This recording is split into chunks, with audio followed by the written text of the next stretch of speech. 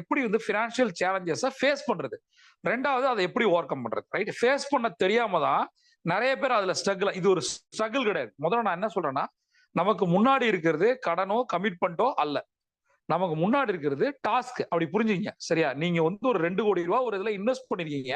இப்ப அதுக்கு மாசம் 6 லட்ச ரூபாய் கொடுக்க போறோம், எக்ஸ்ட்ரா ஒரு 4 லட்சம் சம்பாதிக்க போறோம். 10 லட்ச ரூபாய் நம்ம சம்பாதிக்கிறது எப்படி அப்படின்னு ஒரு மைண்ட் செட்ல ஒரு கேள்வியை போட்டீங்கன்னா, அந்த மைண்ட் செட் கேம் வச்சு நீங்க 90 நாள் கொண்டு போனீங்க. நான் திரும்பவும் சொல்றேன், 10 லட்சம் இல்ல, 90 நாள் முடிக்கும் போது உங்களோட 2 கோடி கடனை அடைஞ்சிருக்கும்.